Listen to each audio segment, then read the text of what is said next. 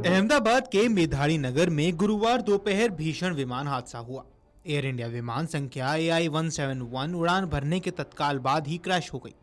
अहमदाबाद से London Gatwick जा रहे विमान के दुर्घटनाग्रस्त होने के बाद एयर इंडिया ने बताया कि इस विमान में 169 भारतीय, 53 ब्रिटिश नागरिक, 7 पुर्तगाली नागरिक और एक कनाडाई नागरिक सफर कर रहे थे। इसी विमान में गुजरात के पूर्व सीएम विजय रूपाणी भी सवार थे। गुजरात के पूर्व सीएम और राज्यसभा सांसद रहे विजय रूपाणी का 68 साल की आयु में निधन हो गया है। वर्ष 2016 से 2021 के बीच गुजरात के मुख्यमंत्री रहे रूपाणी का सियासी करियर काफी लंबा रहा। गुजरात में मुख्यमंत्री बनने से पहले रूपाणी जुलाई 2006 से 2012 के बीच राज्यसभा सदस्य रहे। साल 2014 में नरेंद्र मोदी ने गुजरात के मुख्यमंत्री पद से इस्तीफा दिया और देश के प्रधानमंत्री बन गए। गुजरात में उनकी जगह आनंदीबेन पटेल ने ली। इसके लगभग 2 साल बाद अगस्त 2016 में आनंदीबेन पटेल की जगह विजय रूपाणी राज्य के मुख्यमंत्री बने। 2017 के विधानसभा चुनाव भाजपा ने रूपाणी के चेहरे पर लड़ा और जीतकर एक बार फिर से सत्ता में वापसी की। विधानसभा चुनाव में जीत के बाद विजय रूपाणी ने दूसरी बार राज्य के मुख्यमंत्री पद की शपथ ली थी।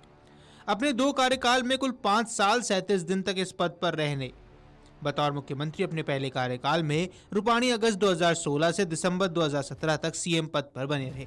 इसके बाद उन्होंने दिसंबर 2017 से दिसंबर 2021 के बीच मुख्यमंत्री पद संभाला। 5 साल 37 दिन तक मुख्यमंत्री रहे रूपाणी ने फरवरी से अगस्त 2016 के बीच गुजरात प्रदेश भाजपा अध्यक्ष के रूप में भी काम किया। इससे पहले वर्ष 1996-97 में रूपाणी राजकोट नगर निगम के मेयर भी रह चुके हैं।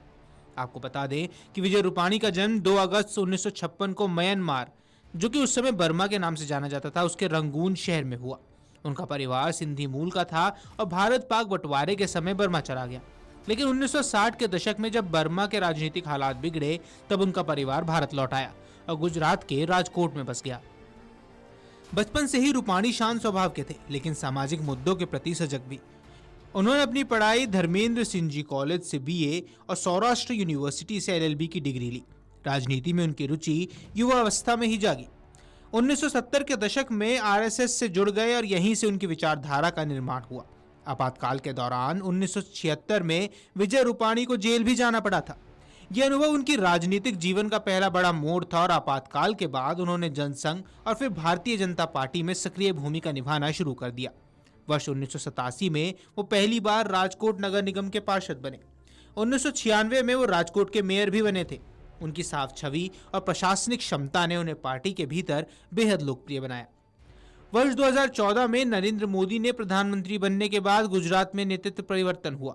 सबसे पहले आनंदीबेन पटेल मुख्यमंत्री बनी, लेकिन 2016 में उनके इस्तीफे के बाद भाजपा को एक नए, साफ सुथरे और जनता से जुड़े चेहरे की तलाश थी।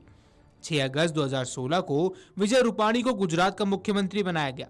उनकी छवि एक जमीनी नेता की रही है। उन्होंने व्यापारियों, शहरी मध्यम वर्ग और युवाओं के बीच अपनी पकड़ बनाई। 2017 के चुनाव में जब भाजपा के कुछ सीटों पर नुकसान हुआ तब भी पार्टी ने विजय रूपाणी पर भरोसा रखा और उन्हें दोबारा मुख्यमंत्री बनाया। मुख्यमंत्री रहते हुए विजय रूपाणी ने कई योजनाएं शुरू की, जैसे कि डिजिटल गुजरात, सेवा सेतु, किसानों के लिए सिंचाई और बिजली से जुड़ी योजनाएं, स्टार्टअप और युवाओं के लिए बिजनेस फ्रेंडली वातावरण। हालांकि उनका कार्यकाल पूरी तरह विवादों से मुक्त भी नहीं रहा है। कुछ आलोचकों ने उन्हें कम करिश्माई नेता कहते रहे और कोविड-19 महामारी के दौरान गुजरात में स्वास्थ्य व्यवस्थाओं पर कई सवाल उठे। 2021 में अचानक उन्होंने मुख्यमंत्री पद से इस्तीफा दे दिया और इसे भाजपा की लीडरशिप रोटेशन स्ट्रैटेजी का हिस्सा माना। उनके स्थान पर भूपेंद्र पटेल को मुख्यमंत्री बनाया गया। विजय रूपाणी एक पारिवारिक व्यक्ति है। उनकी पत्नी का नाम अंजलि रूपाणी है और उनके 2 बच्चे हैं। वो सिंधी समुदाय से आते हैं, लेकिन पूरे गुजरात में उनकी पहचान एक समावेशी नेता के रूप में बनी रही। वो बहुत सादगी से रहते थे और नियमित रूप से धार्मिक और सामाजिक कार्यक्रमों में भाग लेते थे और राजनीति की सेवा को माध्यम मानते थे। गौरतलब है कि अहमदाबाद के मेधाड़ी नगर में गुरुवार दोपहर भीषण विमान हादसे में गुजरात के पूर्व सीएम विजय रूपाणी भी सवार थे और अब उनका निधन हो गया है। वीडियो डेस्क अमरउजाला.com। अगर आप ये वीडियो YouTube पर देख रहे हैं तो हमारे चैनल को सब्सक्राइब कर बेल आइकन दबाएं और Facebook पर देख रहे हैं तो हमारे पेज को लाइक करें।